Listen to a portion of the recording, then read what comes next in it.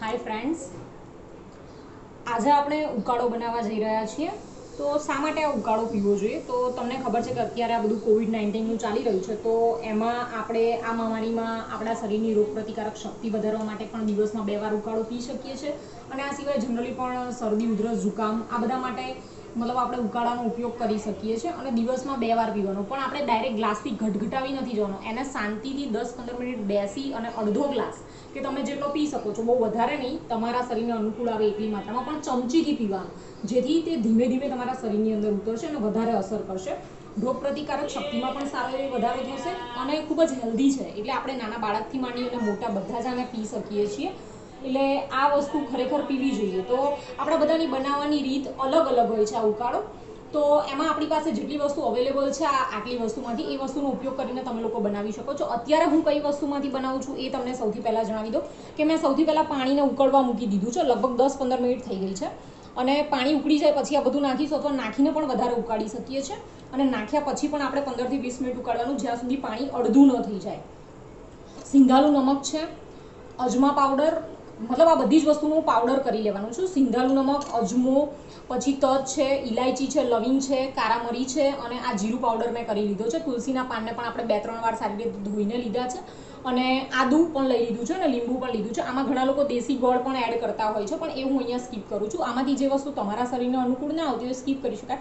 અને આ બધી જ વસ્તુ તમે જુઓ છો ખૂબ જ હેલ્ધી છે, એટલે આનો ઉપયોગ કરવામાં કોઈ પ્રોબ્લેમ નથી. પરંતુ એવું કહેવાય ને છે કે કોઈ પણ વસ્તુનો અતિરેક બહુ સારો નહીં. એટલે આપણે શરીરને કોઈ પણ વસ્તુ બહુ વધારે માત્રામાં નથી આપવાની, જરૂર જેટલી.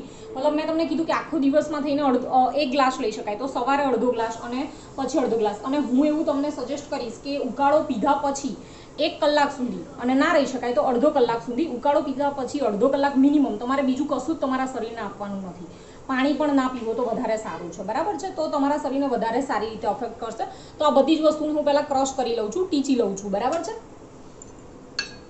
આને એક સાથે જ આપણે મિક્સ કરીને ભેગું કરીને મતલબ આ રીતે ક્રશ કરી લઈએ તો કંઈ વાંધો નથી. અને ઘણીવાર એવું બનતું હોય છે કે આપણે લોકો પાણીમાં નાખીને બ્લેન્ડરથી ક્રશ કરીને પણ કરી નાખીએ તો બહુ ઇઝી પડતું હોય છે. હું જનરલી એ રીતે જ કરું છું. અત્યારે તમને આ રીતે બતાવું છું, એટલે આનો કંઈ વાંધો આવતો નથી.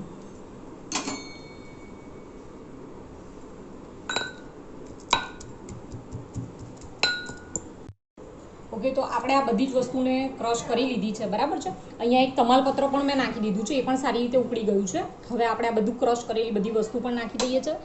સિંધાલું નમક એડ કરી દઈએ છીએ, જીરા પાવડર અને તુલસીના પાન. તુલસીના પાનને પણ ઘણા લોકો ક્રશ કરીને પણ લેતા હોય છે, તો એની સારી ઇફેક્ટ આવે છે, બરાબર છે? હવે આને આપણે 5 થી 10 મિનિટ સુધી ઉકળવા દઈશું. ફાસ્ટ ગેસ, ધીમો ગેસ, જે તમને અનુકૂળ, પણ પાણી મૂળ અડધું થઈ જવું જોઈએ ત્યાં સુધી ઉકળવા દેવાનું, જેથી આપણે જે બધી વસ્તુ નાખી છે એની ઇફેક્ટ સારી એવી આવશે. અને ઘણા લોકો આને ગળ્યા વગર પણ પીતા હોય છે, તો એકદમ ક્રશ કરેલું હોય તો તમે ગળ્યા વગર પી શકો છો.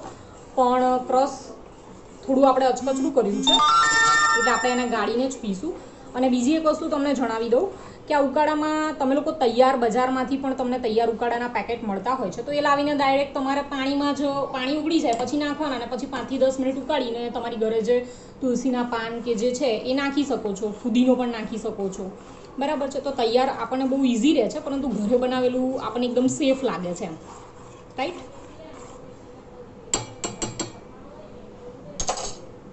અને આની અંદર આપણે લાસ્ટમાં લીંબુ નીચવીને પીશું, કારણ કે અત્યારે લીંબુ એમ પણ આપણા શરીર માટે બહુ સારું છે, બરાબર છે?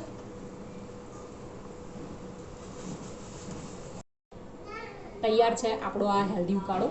આપણે 1.5 ગ્લાસ પાણી લીધું હતું, હવે 1 ગ્લાસથી પણ ઓછું થઈ ગયું છે, બરાબર છે? હવે આપણે એને ગાળી લઈએ છીએ, અને થોડો ઠંડો થાય પછી પીવાનો, એકદમ વધારે ગરમ પણ નહીં.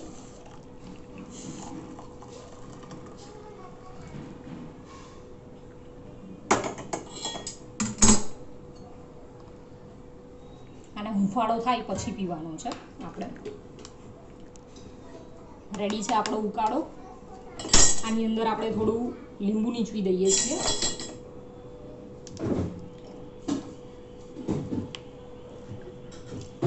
આમાં તમે 1 ગ્લાસ હોય તો 1 લીંબુ નીચવી શકો છો, નહીં તો અડધું નીચોવાનું છે. ટેસ્ટ ખૂબ સારો લાગશે આનો. તો રેડી છે આપણો આ ઉકાળો.